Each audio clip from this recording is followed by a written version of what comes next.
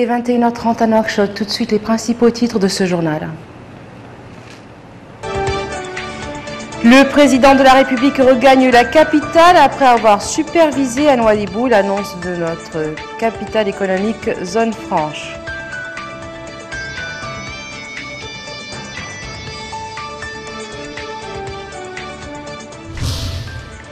Le président de la République supervise le lancement de plusieurs projets de développement et réaffirme à partir du quartier El Wafa que l'État demeure engagé dans la lutte contre la gabegie.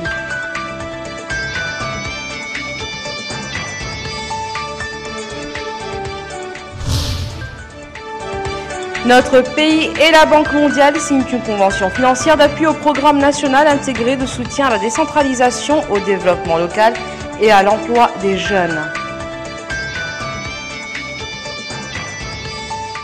Mesdames et messieurs, bonsoir. Et nous ouvrons donc cette édition par les courriers du président de la République. M. Mohamed Ould Abdelaziz a adressé aujourd'hui un message de félicitations à l'émir de l'État du Qatar, son Altesse, Cheikh Tamim Ben Hamad Ben Khalifa Thani, à l'occasion de son accession à la tête de cet État. Le chef de l'État a saisi cette heureuse opportunité pour assurer à son Altesse sa volonté de continuer d'œuvrer pour le développement et le renforcement des relations de fraternité et de coopération existant entre les deux pays dans l'intérêt commun des deux peuples frères. Et le président de la République a également adressé un message de félicitations à Ismaël Omar Guelleh, président de la République de Djibouti, à l'occasion de la célébration de la fête nationale de son pays. Le chef de l'État a réaffirmé sa volonté de continuer d'œuvrer pour le renforcement des relations de coopération privilégiées existant entre nos deux pays dans l'intérêt mutuel de nos deux peuples frères. Le président de la République a par la suite adressé un message de félicitations à Armando Guebuza, président de la République du Mozambique, à l'occasion de la célébration de la fête nationale de son pays. Le chef de l'État a en outre réitéré sa volonté de poursuivre l'action pour le renforcement des relations de coopération existant entre les deux pays pour servir l'intérêt des deux peuples frères. Le président de la République a en outre félicité son homologue malgache André Rajoelina, président de la République de Madagascar, et ce à l'occasion de la célébration de la fête nationale de son pays.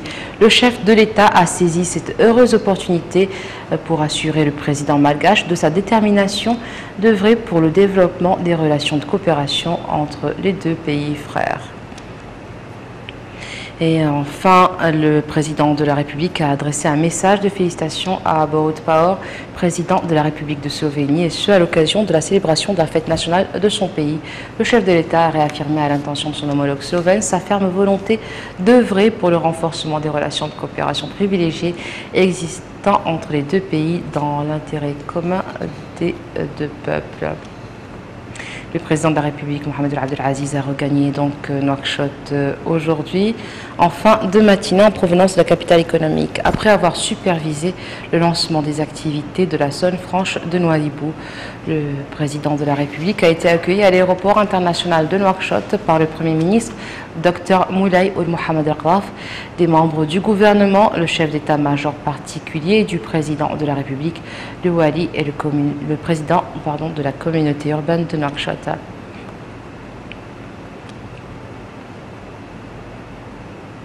Le président de la République avait été salué à son départ de l'aéroport de Nouadhibou par le Wali de Dakhlet Nouadhibou, M. Mohamed Fall Ould Ahmed Dioura, le président de l'autorité de la zone franche de Nouadhibou, M. Ismaïl Ould Boudaoud Chersidia, les autorités administratives et municipales et les élus de la wilaya de Dakhlet Nouadhibou.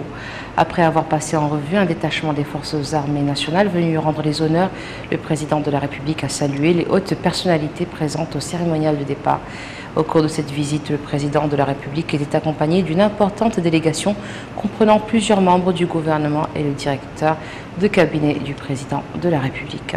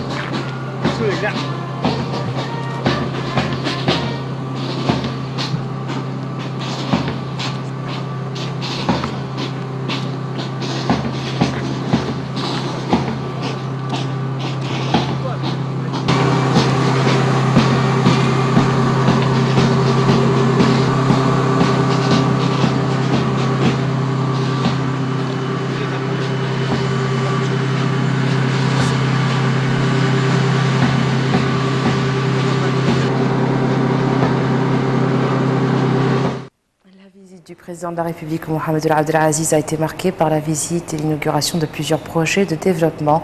Une occasion pour le chef de l'État d'annoncer, entre autres, le lancement d'un projet de 1170 logements sociaux dont la première phase démarrera bientôt à Nouadhibou avant d'être généralisée aux autres villes du pays. Synthèse de Mohamed Emin Bakar.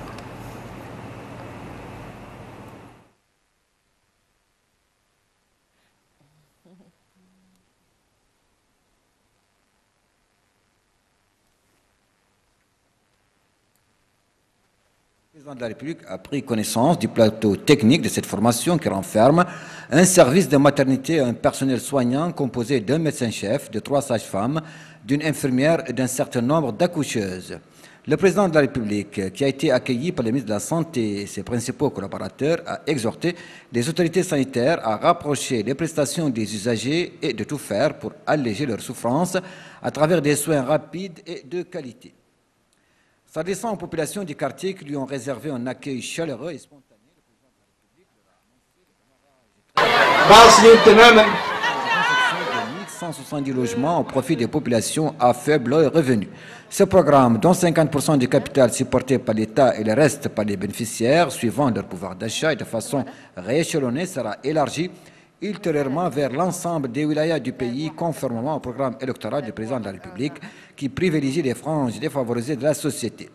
Le président de la République a annoncé que les bénéficiaires du programme et les critères de leur choix ont été déjà établis. Je tiens, leur a-t-il dit en substance, à honorer tous les engagements que j'avais pris pour les Mauritaniens, y compris la poursuite de la lutte contre la gabegie et les prévaricateurs en tant que l'une des questions fondamentales qui ont conduit les citoyens à accorder leur confiance à mon programme électoral. Cette lutte a eu des incidences largement positives sur la vie des citoyens qui ont longuement souffert de l'exclusion et de la marginalisation. Il a enfin remercié les habitants du quartier Elouava pour leur attachement aux affaires publiques et aux acquis accomplis dans le pays. De là, le président de la République s'est rendu sur le chantier du futur hôpital multidisciplinaire de la capitale économique. Le président de la République, après avoir constaté l'état d'avancement des travaux, a exhorté les parties en charge de l'exécution du chantier à accélérer le rythme des travaux tout en veillant aux normes de qualité afin d'atténuer la souffrance des citoyens et de leur garantir l'accès aux soins sanitaires de qualité. Financée par la fondation SNIM à hauteur de 2,7 milliards d'ouguiyas, cette formation hospitalière sera dotée de toutes les spécialités et équipée avec un plateau technique moderne. Le parachèvement des travaux est prévu en 2014. Au niveau de la SNIM, la visite présidentielle a englobé les principaux chantiers de traitement du minerai de fer et des explications sur les différents projets de développement en cours de réalisation. Sur place, le président de la République, Mohamed Abdelaziz, a inauguré le système de modernisation des communications qui permettra un meilleur contact avec les trains. Ce système permet de suivre les trains sur écran de contrôle tout au long de leur déplacement et garantit la sécurité du gestionnaire des trains. Le nouveau système, qui permettra aussi d'accroître les capacités des trains grâce à un réseau de transmission dénommé TETRA, répond mieux aux exigences de la société relative au réseau du téléphone et de transmission des données. Le coût global de ce projet a atteint 20 millions d'euros mobilisés sur les ressources propres de la SNIM. Le président de la République a par ailleurs posé la première pierre du nouveau culbuteur qui est capable de décharger 80 wagons par heure. Le nouveau culbuteur qui se trouve au siège central de la société à Nouadhibou contribuera à une augmentation remarquable de la capacité du chemin de fer. Ce projet a été lancé en 2012. Autre inauguration, le nouveau port minéralier. L'exploitation de ce port permettra d'accueillir des bateaux d'une capacité de 250 000 tonnes de minerais. Le futur port se compose d'un quai de 403 mètres, d'un pont de 800 mètres et d'un chargeur d'une capacité de 10 000 tonnes par heure. Ce pont répond aux exigences relatives à la sécurisation de la continuité des exportations car l'ancien port, dont le début d'exploitation remonte à 1963, ne peut plus assurer cette mission. Dans un mot prononcé pour la circonstance, l'administrateur directeur général de la SNIM a indiqué que la société a adopté en 2012 une nouvelle vision qui lui permettra de figurer sur la liste des 5 premiers exportateurs de minerais de fer par mer en 2005 et ce grâce à une production annuelle de 40 millions de tonnes avec un coût de production ne dépassant pas les $40 pour la tonne. Il a ajouté que le programme de développement de la SNIM, issu de cette vision et dont les premiers chantiers sont actuellement en cours d'exécution, nécessitera la mobilisation d'investissements de l'ordre de 5 milliards de dollars américains pour les 10 prochaines années. L'administrateur directeur général de la SNIM a souligné que la société dispose des moyens nécessaires pour la réalisation de son ambitieuse et réaliste stratégie de développement qui se base sur 3 axes, à savoir le développement grâce à l'enrichissement du minerai, l'intensification du système industriel et l'efficacité opérationnelle. Ahmed Abdallah Oulouda a enfin indiqué que la SNIM célèbre cette année le 50e anniversaire du début de l'exploitation du minerai de fer, soulignant que cette occasion doit être saisie pour rendre hommage à la réussite de cette expérience unique en son genre et qui constitue pour le pays une source de fierté. Il a noté que le mérite en cela revient au président de la République qui s'est opposé avec fermeté en 2008 à la vente de la société pour un investisseur étranger, insistant sur la nécessité de la préserver dans l'intérêt des prochaines générations.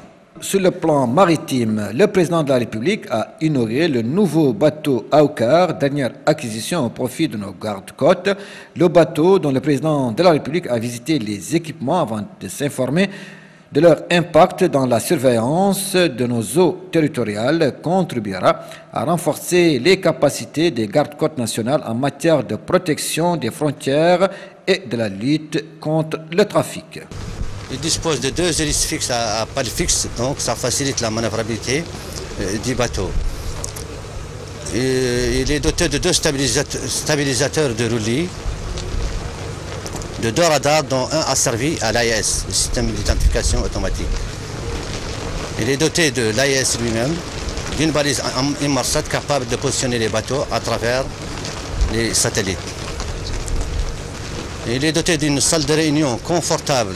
Cette unité est dotée d'un centre opération de 3 embarcations rapides avec des moteurs Yamaha de 60 chevaux, Yamaha japonais. Elle bénéficie d'une climatisation à usage individuel et non commun comme les autres bateaux qu'on avait avant. Elle a 33 lits à bord pour l'équipage et c'est des lits confortables. Elle a un système d'analyse des pannes en temps réel, c'est-à-dire une carte électronique qui permet aux mécaniciens de diagnostiquer les pannes et d'apporter les solutions adéquates. Parmi ces avantages, qu'elle est dotée d'un système capable d'intercepter les détresses parvenant des navires et de les traiter. Elle dispose d'un système de caméras de surveillance à bord, à l'intérieur du bateau, de la salle machine et des différents locaux, et à l'extérieur du bateau aussi. Cette unité dispose aussi d'une boîte noire capable d'enregistrer, de faire des enregistrements audiovisuels en temps réel, d'un système de communication HF et VHF, dont une VHF Air. Et le système HF a une portée de 2000 km. Ce bateau vient au point nommé, d'abord parce qu'il y a une nouvelle création qui est la garde-côte mauritanienne. Deuxièmement, pour renforcer le seul bateau hôtelier que nous avons, qui est âgé de 13 ans. Donc il vient au bon moment. Ça va permettre au moyen de la surveillance d'appliquer les lois et règlements de l'État en mer et de faire respecter les protocoles qui nous lient avec les différents pays voisins, européens et autres. Le président de la République, Ahmed Abdelaziz, a tenu aussi à visiter le chantier de production des bateaux de la pêche côtière. Ce chantier produira dans sa première phase 100 bateaux de pêche côtière. Suivant les normes et les techniques exigées, il disponibilisera ainsi près de 800 nouvelles opportunités d'emploi, dont 200 officiers de bord parmi les sortants de l'école d'enseignement maritime à Nouadhibou. Le chantier, qui a été exécuté à 70%, est réalisé par la COMECA, une filiale de la SNIMSEM, pour un montant de plus de 2,6 milliards d'ouguiya prélevés sur le budget de l'État.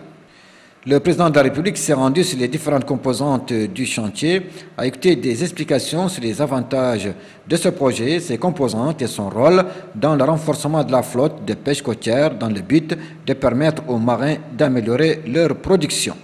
Autre centre d'intérêt visité par le président de la République à Nouadhibou, la villa de passage qui connaît présentement des travaux de rénovation et d'extension. Le président de la République s'est informé sur les étapes des travaux en cours avant d'exhorter les responsables à redoubler de rythme et à veiller sur la qualité afin de doter la wilaya de Dar Nouadhibou d'une villa de passage moderne conformément aux critères de haute qualité. Il a également insisté sur le respect des délais impartis pour le parachèvement des travaux. Le président de la République a également visité l'usine Granit et Marbre de Mauritanie, relevant de la SNIMSEM. Il s'est rendu dans les différentes composantes de l'usine où il a suivi des explications sur son fonctionnement. Créée en 1998, l'usine de granit et de marbre de Mauritanie se charge de la transformation de la pierre en perspective de son utilisation dans les travaux de construction et de la décoration afin de renforcer les capacités nationales dans le domaine et de créer davantage d'emplois. Enfin, le président de la République a visité le Cabanon 3 à Nouadhibou, visite au cours de laquelle il s'est rendu à la plage environnante. Il a écouté pour la circonstance des explications sur le rôle dans le développement des espaces de la zone franche de Nouadhibou. Le président de la République avait également donné hier, à partir du port autonome de Nouadhibou, le coup d'envoi marquant le lancement des activités de la zone franche de Nouadhibou. Au cours de l'événement, le président de la République a remis à l'administrateur directeur général de la SNIM le premier permis concédé par l'autorité pour la construction d'un hôtel 4 étoiles dans la ville de Nouadhibou. Compte rendu de Cherzen Lessem. En donnant hier le coup d'envoi des activités de la zone franche de Nouadhibou, le président de la République, M. Mohamed Abdelaziz, aura honoré l'engagement qu'il a pris de faire de notre capitale économique un véritable pôle de développement, une zone attractive pour les investisseurs dont les activités contribueraient à l'amélioration des conditions de vie des populations. La cérémonie d'inauguration a été l'occasion pour le chef de l'État de visiter une exposition organisée par l'autorité de la zone franche de Nouadhibou. Cette expo fait ressortir les avantages qu'offre la région, ses ressources naturelles, économiques et humaines, tout comme elle met en lumière les répercussions positives de la zone franche dans l'exploitation des ressources halieutiques et minières dans le développement du tourisme. L'exposition comprend également de nombreux domaines d'investissement et des exigences en matière d'infrastructure. Elle montre les projets dont la ville de Nouadhibou a déjà bénéficié, comme l'extension du port autonome de Nouadhibou et la réalisation d'infrastructures socio-économiques de base. Le président de la République a également visité le siège de l'autorité de la zone franche de Nouadhibou, où il a été accueilli sur place par le président de l'autorité de la zone franche, M. Smaïloul Boudaoul Cheikh Sidiya, qui était entouré de ses principaux collaborateurs et d'autres hautes personnalités. Sur place, le président de la République a suivi un exposé sur le guichet unique et son rôle dans la simplification des procédures administratives et sa place dans l'incitation aux investissements. Le chef de l'État s'est ensuite rendu dans les différents bureaux administratifs et s'est enquis des facilités accordées aux investisseurs. Le chef de l'État a ensuite procédé à l'accréditation du premier investisseur dans la zone franche de Nouadhibou. Dans une allocution prononcée pour l'occasion du coup d'envoi des activités de l'institution qu'il dirige, M. Smaïloul Boudaoul Cheikh Sidiya, président de l'autorité de la zone franche de Nouadhibou, a mis en relief le rôle de celle-ci dans le développement de la wilaya en général et la ville de Nouadhibou en particulier. Il a indiqué que ce projet n'est pas seulement une réalisation économique, mais il est aussi une réalisation d'une nouvelle vision de développement basée sur l'exploitation optimale des potentialités du pays et sa position stratégique privilégiée en tant que pont entre l'Afrique du Nord, l'Afrique noire, l'Europe occidentale et l'Amérique. S'adressant au président de la République, le président de l'autorité de la zone franche de Nouadhibou, M. Smaïloul Boudaoul Cheikh Sidiya, a dit, et je le cite, La création de cette zone franche consacre aussi votre vision clairvoyante relative à un développement homogène et intégré s'étendant aux différentes régions du pays et tenant compte de leurs spécificités et de leurs potentialités. Fin de citation. Elle vise également, a-t-il dit, à offrir un climat approprié aux investisseurs du secteur privé national et étranger à travers les lois, la législation et la réglementation nécessaires et l'adoption d'une politique appropriée en matière d'impôts, d'exonération des taxes douanières et la simplification des procédures administratives tout en observant les critères de transparence, d'honnêteté, de justice et d'équité vis-à-vis des différents acteurs. Il a affirmé que l'autorité de la zone franche a pu réunir en un très court laps de temps les conditions appropriées pour le démarrage des activités de la zone franche, concrétisant ainsi la volonté du président de la République de transformer la zone de Nouadhibou en une destination fantastique et rayonnante de la Mauritanie, faisant d'elle une locomotive pour le développement de notre environnement maghrébin et africain. Prenant la parole à son tour, M. Agapito Mendes Dias, membre du conseil d'administration de la Banque mondiale, a affirmé l'appui de son institution à la Mauritanie, se déclarant heureux d'être présent à la cérémonie de lancement de la zone franche de Nouadhibou et exprimant sa gratitude au président de la République pour l'intérêt qu'il lui a accordé au cours de la visite qu'il entreprend dans notre pays. Pour sa part, le maire de Nouadhibou, M. Mohamed Fadel Ould Bekrin, a souhaité au nom des populations de sa commune la bienvenue au président de la République, M. Mohamed Ould Abdelaziz. Il a rendu hommage à l'intérêt accordé par le président de la République au développement de la wilaya de Dakhlet Nouadhibou dans le cadre du programme global de développement que connaît le pays. A rappelé que la zone franche comprend toute l'agglomération de Nouadhibou et une partie de la presqu'île de la baie du même nom, le domaine maritime limitrophe de son périmètre et de ceux des zones de développement, toute la bande côtière et les eaux territoriales jusqu'à 2000 nautiques des côtes et sur terre jusqu'au PK 55 de l'axe Nouadhibou-Nouakchott.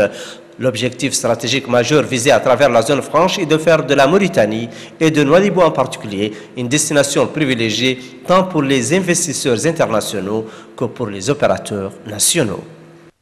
Et à Nouadhibou, toujours, le président de la République a donné aujourd'hui le coup d'envoi des travaux du projet de renforcement et de réhabilitation du réseau d'adduction d'eau financé par l'État et le Fonds arabe de développement économique et social pour un montant de près d'1,3 milliard d'ouguiya.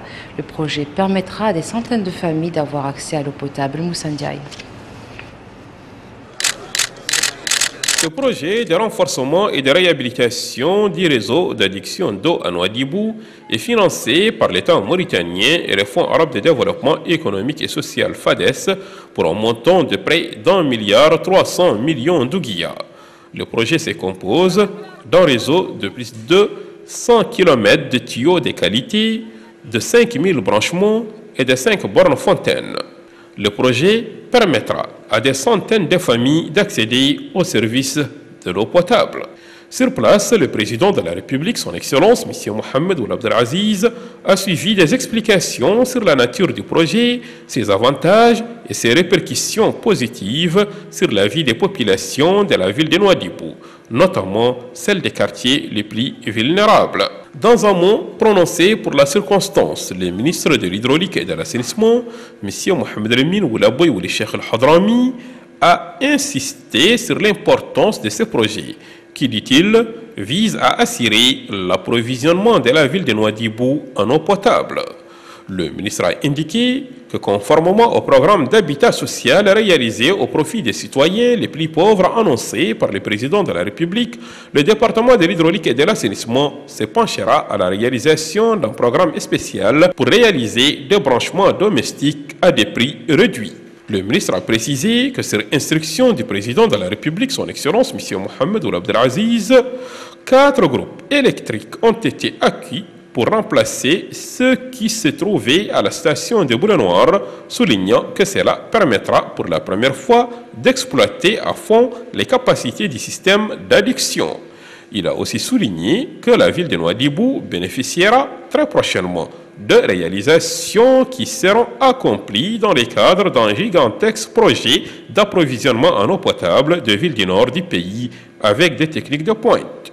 Il a précisé que ces différents projets ont été réalisés sur instruction du président de la République, son Excellence M. Mohamed Ould Abdelaziz, qui accorde, a-t-il dit, un intérêt particulier à la résolution des problèmes des citoyens. Pour rappel, ce nouveau projet permettra de renforcer la capacité de production des champs de boulets noirs de 570 mètres cubes à plus de 900 mètres cubes à l'heure. Et vous pourrez suivre juste à la fin de ce journal un documentaire en français consacré à ce sujet. La zone franche de Nouadhibou est d'ailleurs toujours dans la ville de Nouadhibou. Le ministre des Affaires économiques et du Développement a signé hier avec le représentant de la Banque mondiale dans notre pays un accord au terme duquel cette institution financière accorde un appui financier au programme national intégré de soutien à la décentralisation, au développement local et à l'emploi des jeunes. La cérémonie s'est déroulée en présence des ministres des Finances et du Pétrole, de l'Énergie et des Mines. La signature de cet accord entre le gouvernement mauritanien et la Banque mondiale intervient au moment où plusieurs accords ont été signés dans différents domaines liés au développement local. Cet accord vise à renforcer le programme national intégré pour l'appui à la décentralisation et au développement local en vue d'offrir plusieurs opportunités d'emploi aux jeunes mauritaniens. Prenant la parole à cette occasion, Dr Sidi Ourita, ministre des Affaires économiques et du Développement, a précisé que le montant de cette convention renforcera sans nul doute les différentes activités en rapport avec le développement local, soulignant que son département a connu plusieurs réalisations, notamment dans le domaine de la bonne gouvernance. Depuis quelque temps, la Banque mondiale, à travers son bureau à Nouakchott, ne ménage aucun effort pour accompagner les efforts des hautes autorités mauritaniennes visant à contribuer au développement économique et social à travers le renforcement des capacités des jeunes. Le montant de cet accord signé entre la Mauritanie et la Banque mondiale est d'environ 7 milliards 250 millions d'ouguiyas, au moment où on note que la Mauritanie, de son côté, va contribuer avec une enveloppe financière de 30 milliards d'ouguiyas prise en charge par l'État mauritanien. Et retour à Nouakchott avec l'activité parlementaire. Les députés ont adopté aujourd'hui, au cours d'une plénière présidée par Ahmedoul Hamoud, vice-président de l'Assemblée nationale, le projet de loi de ratification de la convention portant création de l'Agence panafricaine de la Grande Muraille Verte. Dans leurs interventions, les députés ont soulevé un certain nombre de questions relatives à la nature des arbustes qui seront plantés et leur adaptation avec les caractéristiques du sol national. Ils ont aussi suggéré la plantation des arbres fruitiers pouvant avoir des répercussions positives sur la vie des citoyens. Dans ses réponses, le ministre délégué auprès du Premier ministre chargé de l'environnement et du développement durable, M. Hamedi Camara, a précisé que le projet de loi porte sur la création d'une agence panafricaine qui se charge de la gestion d'un projet continental qui consiste à édifier une ceinture végétale multi-espèces large de 15 km reliant Dakar à Djibouti sur une longueur de 7000 km. Parmi les objectifs spécifiques du projet, la conservation et la valorisation de la biodiversité, la restauration et la conservation des sols, la diversité des systèmes d'exploitation, la satisfaction des besoins domestiques des populations en produits ligneux, la promotion des activités génératrices de revenus et l'amélioration de la séquestration du carbone. Et au niveau de la Chambre haute, le Sénat a donc adopté cet après-midi, au cours d'une plénière présidée par le sénateur Sidna Ali Mohamed Khoune, vice-président de cette Chambre, 3 projets de loi portant le premier sur l'accord de prêt signé entre notre pays et l'Agence française de développement destiné au financement d'une station solaire mixte à Kiva. Le deuxième autorisant la ratification de la Convention générale signée entre notre pays et Taziast Mauritania Limited, MCM, la SNIM et l'École Polytechnique de Montréal. Et enfin, le troisième projet de loi relatif à l'accord d'investissement dans le domaine de la production d'électricité à partir du gaz. Le gouvernement était représenté à cette séance par le ministre du Pétrole, de l'Énergie et des Mines, Taleb Ould Abdi Fall.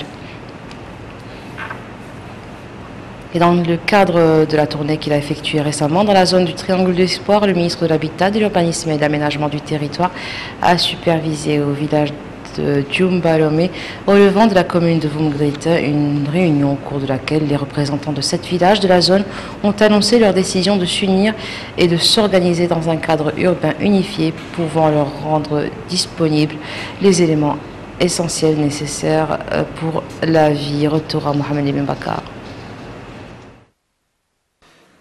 Non à la sédentarisation anarchique qui sape les efforts de l'État et empêche les collectivités éparses de bénéficier des services sociaux de base indispensables à l'amélioration des conditions de vie. C'est le message que les populations de 7 villages de Doya-Labba, relevant de la commune de Voumgleta, ont transmis à la délégation du ministère de l'Habitat, de l'Urbanisme et de l'Aménagement du Territoire à travers leurs représentants qui ont du coup exprimé leur souhait d'appartenir au même ensemble pouvant jouir des services sociaux de base. Yahya Bakar, ministre de l'Habitat, de l'Urbanisme et de l'Aménagement du Territoire, qui s'est réjoui de cette décision réfléchie, leur a affirmé que l'État est prêt à soutenir les collectivités désireuses de fédérer en leur fournissant la possibilité d'accéder aux services de base. La seule condition exigée, leur a-t-il fait savoir, pour justifier l'intervention des pouvoirs publics est l'atteinte du quota fixé, à savoir 1000 habitants et plus.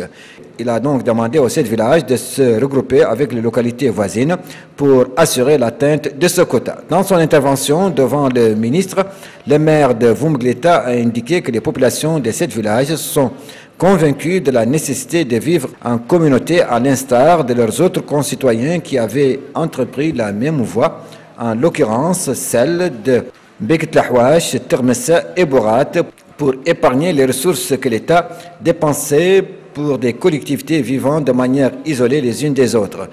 Quant au directeur du programme national de regroupement des collectivités et de la réhabilitation des quartiers précaires, il a apprécié la décision des citoyens de Doya-Labba et son impact sur l'amélioration de leurs conditions de vie. Wan Biran a en substance affirmé que l'État, en lieu et place de la sédentarisation anarchique, a opté pour le choix de regroupement des collectivités pour lesquelles il est prêt à financer des projets de développement socio-économique rentables et pérennes.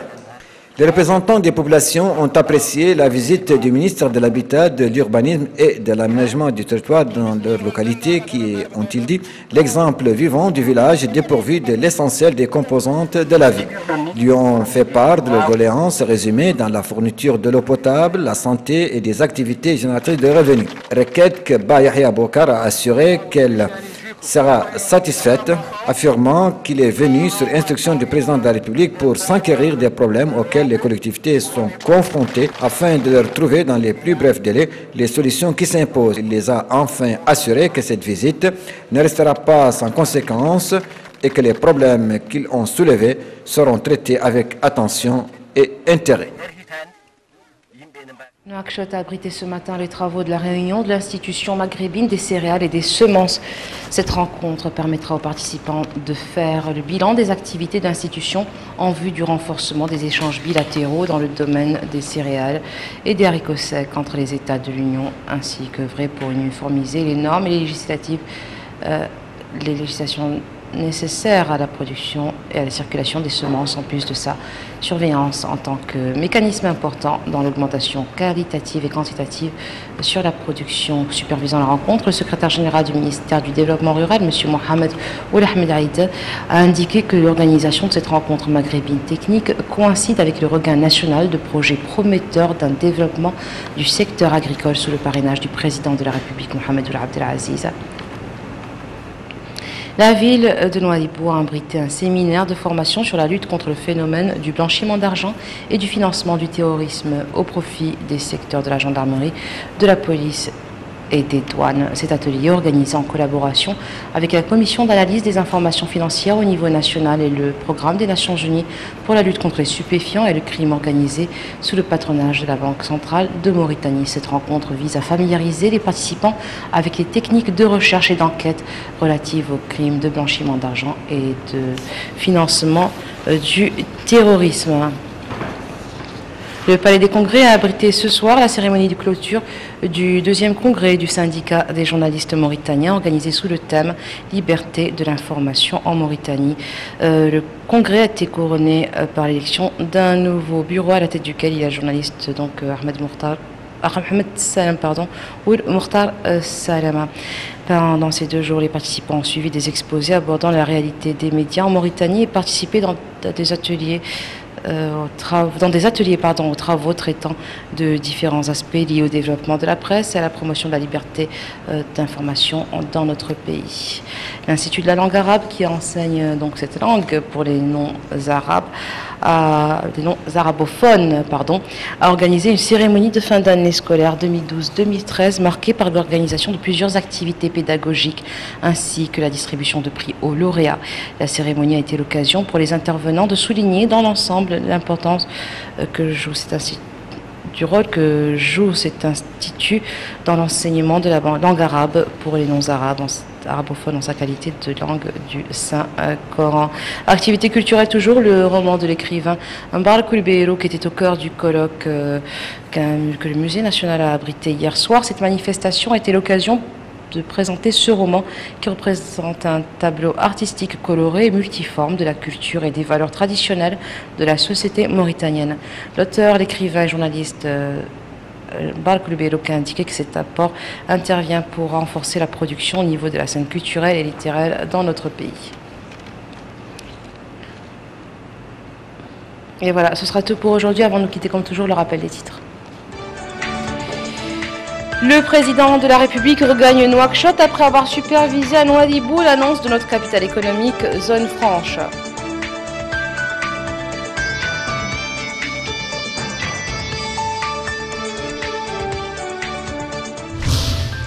Le président de la République supervise le lancement de plusieurs projets de développement et réaffirme à partir du quartier Louava que l'État demeure engagé dans la lutte contre la gabegie.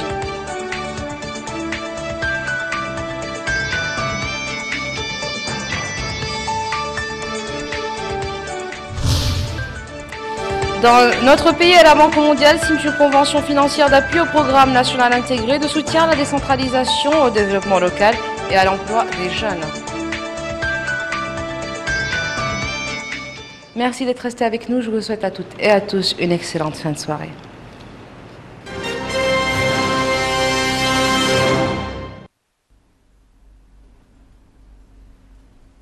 Mesdames et messieurs, bonsoir et bienvenue sur votre page météo.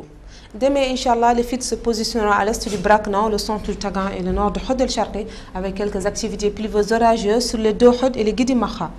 La visibilité sera réduite par sable du sud du Trizemour à l'ouest de l'Adra, de l'Inchérou, du Dakhel Nouadhibou et le nord du Brakna et du Trarza. La présence d'une dépression thermique de 1007 hectopascales pourra favoriser une hausse de température pouvant aller jusqu'à 45 degrés à Attar. Tandis que les températures minimales prévues pour la journée de demain varieront de 17 degrés à Nouadhibou, 18 degrés à Birmogren, 25 à Nouakchott et 34 à Ayoun. La mer sera agitée localement forte au large, la houle de direction nord-ouest. La hauteur de vague variera de 1,25 à 4 mètres et des vents de sable sur le nord du littoral. Nous vous laissons avec les températures prévues en Afrique, en Europe et au Moyen-Orient.